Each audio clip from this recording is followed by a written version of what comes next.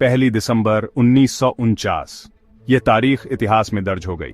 Rio Negro, Colombia, एक छोटा सा शहर जो बाद में एक लीजेंड का गवाह बनेगा। पाब्लो एमिलियो एस्कोबार गावेरिया का जन्म यहीं हुआ था। वो इस दुनिया में आया जैसे कोई और बच्चा, लेकिन उसकी किस्मत में कुछ और ही लिखा था। मासूम आंखें, एक शरारती मुस्कान। ये वही पाब्लो था जो आगे चलकर दुनिया को हिला देगा।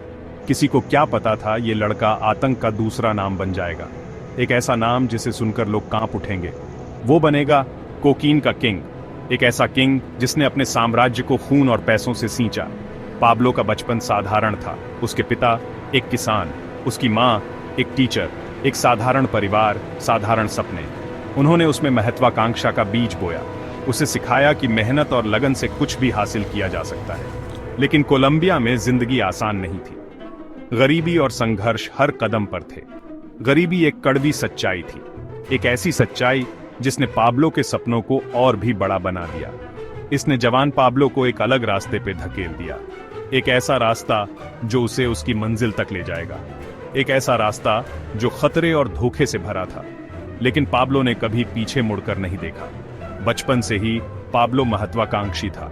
उसके सपने बड़े थे और उसे उन्हें पूरा करने का जुनून था। वो अपने शहर की गरीबी से परे एक जिंदगी चाहता था। उसने छोटी शुरुआत की, कब्रों से पत्थर चुराना। ये उसके लिए बस एक शुरुआत थी।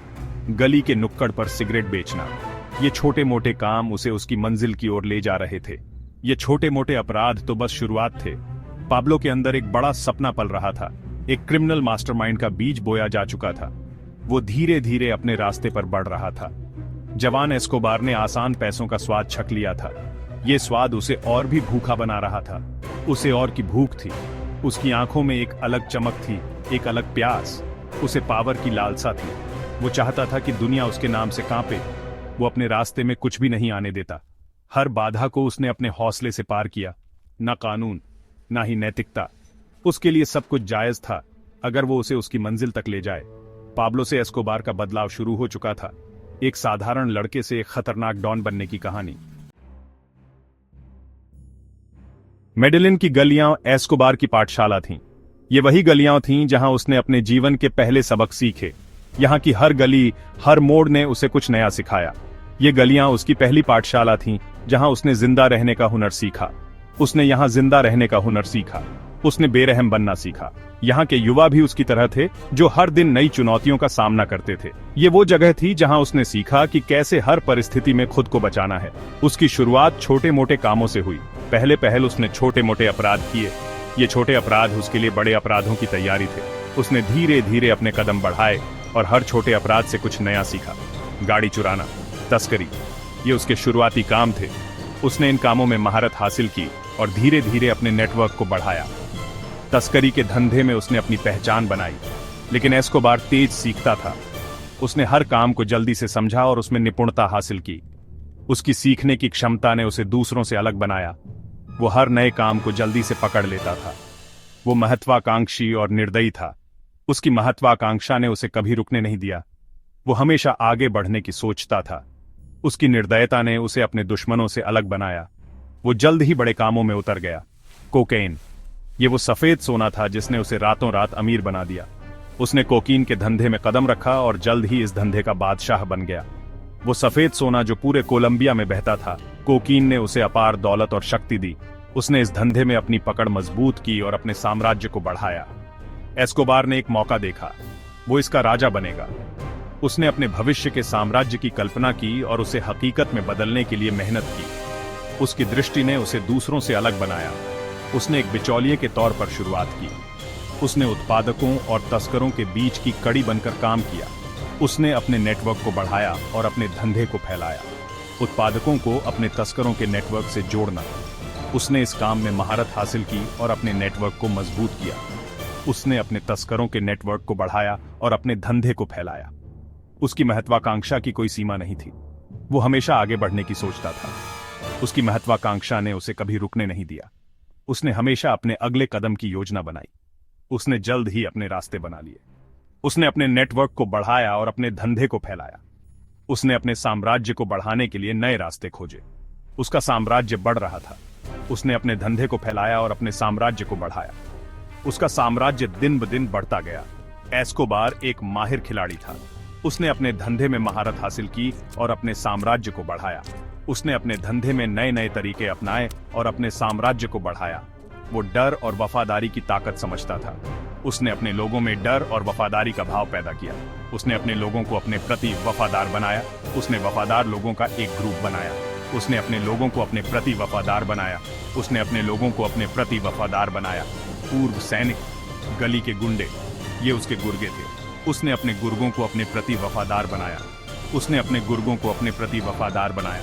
वो उसके हर आदेश का पालन करते थे, बिना कोई सवाल पूछे। उसने अपने गुर्गों को अपने प्रति वफादार बनाया। उसने अपने गुर्गों को अपने प्रति वफादार बनाया। हर कामयाब खेप के साथ उसकी ताकत बढ़ती गई। उसने अपने धंधे को फैलाया और अपने साम्राज्य को बढ़ाया। उसकी ताकत दिन ब दिन बढ़ती गई।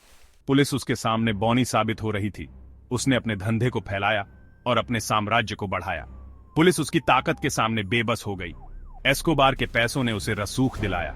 उसने अपने धंधे को फैलाया और अपने साम्राज्य को बढ़ाया। उसके पास अपार दौलत और शक्ति थी। उसके पास जज और नेता बिके हुए थे। उसने अपने धंधे को फैलाया और अपने साम्राज्य को बढ़ाया। उसने अपने पैसे से जज और नेताओं को खरीदा। वो अछूत होता जा रहा था। उसने अपने धंधे को फैलाया और अपने साम्राज्य को बढ़ाया।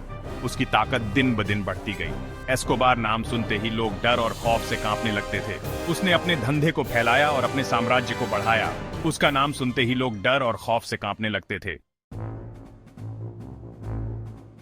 मेडेलिन कार्टेल, एक ऐसा नाम जो पूरी दुनिया में दहशत फैला देगा। एस्कोबार इसका सरदार था। उसने कई तस्करों को अपने झंडे तले इकट्ठा किया। उन्होंने कोकीन के धंधे पर कब्जा कर लिया। उत्पादन से लेकर वितरण तक एस्कोबार की पहुंच कोलंबिया से कहीं आगे तक थी। उसका साम्राज्य कई देशों में फैला था। अमेरिका उसका सबसे बड़ा बाजार। हर हफ्ते टनों कोकीन मियामी पहुंचती थी। वो अरबपति बन गया। दुनिया के सबसे अमीर आदमियों में से एक। उसकी दौलत अकल्पनीय थी। उसने आलीशान महल बनवाए, चिड़ियाघर खरीदे, यहाँ तक कि उसकी अपनी निजी सेना थी। लेकिन दौलत के साथ साथ शक भी आया। वो जानता था कि उसके दुश्मन बढ़ रहे हैं। डीईए, कोलंबियाई सरकार, दुश्मन कार्टेल। एस्कोबार ने इसका जवाब हिंसा से दिया। उसने उस हर शख्स के खिलाफ युद्ध छेड़ दिया जो उसका विरोध करने की हिम्मत करता था। जज, पत्रकार, नेता, कोई भी सुरक्षित नहीं था। उसके आतंक का दौर शुरू हो चुका था।